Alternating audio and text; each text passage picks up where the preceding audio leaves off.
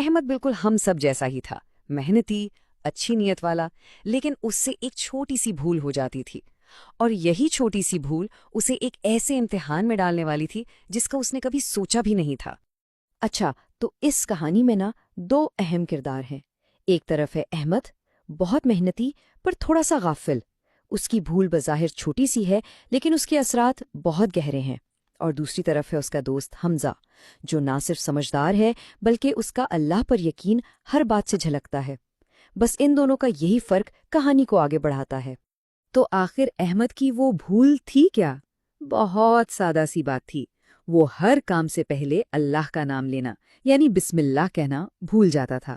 کھانا ہو، سفر ہو، کوئی بھی کام ہو، بس شروع کر دیتا تھا۔ اب یہ ایک ایسی عادت ہے جسے اکثر ہم لوگ معمولی ہی سمجھتے ہیں، ہے نا؟ لیکن یہ کہانی بتائے گی کہ زندگی کے بڑے طوفان اکثر ایسی ہی چھوٹی چھوٹی باتوں کو نظر انداز کرنے سے آتے ہیں۔ اور پھر کہانی میں ایک موڑ آتا ہے۔ احمد ایک سفر پر نکلتا ہے اور اسے بالکل اندازہ نہیں کہ یہ سفر صرف ایک جگہ سے دوسری جگہ کا نہیں، بلکہ اس کے ایمان اور اس کی عادت کا ایک بہت بڑا امتحان بننے والا ہے۔ ہوا کچھ یوں کہ احمد کو شہر میں ایک بہت ضروری کام پڑ گیا۔ وقت کم تھا اور اسے جلدی پہنچنا تھا۔ بس اسی جلد بازی میں اس کی وہیں پرانی عادت اس پر حاوی ہو گئی، اور اس نے اپنے سفر کا آغاز اس ذات کا نام لیے بغیر کر دیا جو اصل میں ہر سفر کی محافظ ہے۔ ابھی وہ آدھے راستے میں ہی تھا کہ اچانک موسم نے کروٹ لی۔ آسمان کالا سیاہ ہو گیا اور دیکھتے ہی دیکھتے تیز ہواؤں نے ایک خوفناک طوفان کی شکل اختیار کر لی۔ ہر طرف اندھیرا اور سناٹا چھا گیا، اور احمد اس ویرانے میں خود کو بالکل اکیلا محسوس کرنے لگا۔ اب ایسے طوفان میں احمد کا کیا حال ہوا ہوگا؟ اس کی ساری ہمت جواب دے گئی، اس کے قدم لڑکھڑانے لگے۔ وہ صرف باہر سے ہی نہیں بلکہ اندر سے بھی خود کو بالکل بے سہارا محسوس کر رہا تھا۔ شاید زندگی میں پہلی بار اسے یہ احساس ہو رہا تھا کہ اس نے اپنی حفاظت کا جو سب سے بڑا ذریعہ تھا اسے تو وہ پیچھے ہی چھوڑ آیا ہے۔ اور پھر جب امید کی کوئی کرن نظر نہیں آ رہی تھی، تب اس کے ذہن کے اندھیروں میں ایک پرانی آواز گونجی، ایک ایسی نصیحت جسے اس نے شاید کبھی اتنی اہمیت نہیں دی تھی، مگر اب وہی اس کی آخری امید بننے والی تھی۔ ایک لمحے کے لیے رکیں اور سوچیں، ایسی بے بسی میں انسان کو کیا یاد آتا ہے؟ کوئی دنیاوی ترکیب، بھاگنے کا کوئی راستہ، یا کچھ ایسا جو اس کی روح سے جڑا ہو؟ احمد کو جو یاد آیا وہ کچھ ایسا ہی تھا۔ اسے یاد آئے اپنے دوست حمزہ کے الفاظ، ایک بہت ہی سادہ سا جملہ جو اس وقت تو ایک عام سی نصیحت لگی تھی، لیکن اب ایک لائف لائن کی طرح محسوس ہو رہا تھا۔ دوست، ہر کام سے پہلے اللہ کا نام لیا کرو، وہی اصل محافظ ہے۔ یہ الفاظ طوفان کے شور پر غالب آ کر اس کے دل میں گونجنے لگے۔ تو اب صرف یاد کرنے سے تو کام نہیں چلنا تھا، ہے نا؟ اب وقت تھا عمل کا۔ تو آئیے دیکھتے ہیں کہ جب ایک بھولی ہوئی نصیحت پر پورے یقین کے ساتھ عمل کیا جاتا ہے تو پھر کیا ہوتا ہے۔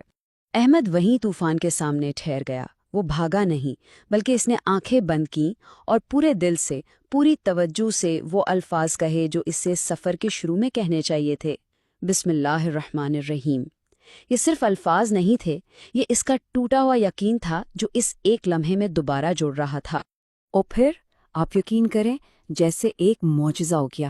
جیسے ہی وہ الفاظ اس کے دل سے نکلے، ہوا کا شور تھمنے لگا، کالے بادل ایسے چھٹ گئے جیسے کبھی تھے ہی نہیں، اور سورج کی روشنی نے ایک بار پھر اس کے راستے کو صاف اور روشن کر دیا۔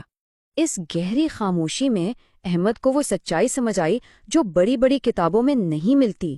اسے احساس ہوا کہ اصل طاقت اور حفاظت دنیا کی تیاریوں میں نہیں، بلکہ اس ذات پر یقین میں ہے جو ان تیاریوں کو کامیاب بناتی ہے۔ اصل طاقت اس کی اپنی ہمت نہیں، بلکہ اللہ کا نام ہے۔